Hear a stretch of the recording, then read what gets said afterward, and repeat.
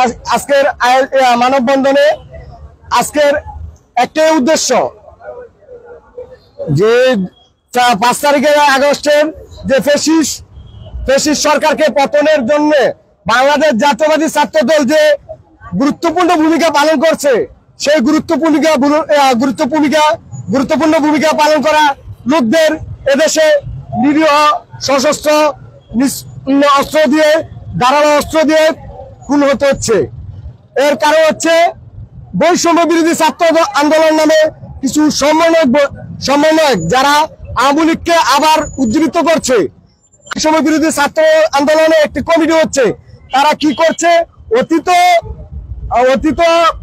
অতীত সন্ত্রাসী কার্যকলাপ করেছে, এখনো করতেছে। তো আমরা ব্যাঘাত ঘটান, তাহলে আপনাদেরকে ছাড় দেওয়া হবে না বলে দিলাম। আপনাদের আমরা একটি ক্লিয়ার মেসেজ দিতে চাই, বাংলাদেশ জাতীয়বাদী ছাত্র দল সুষ্ঠুভাবে রাজনীতি করছে।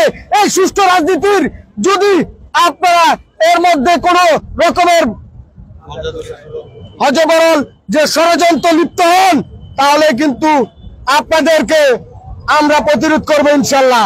আমরা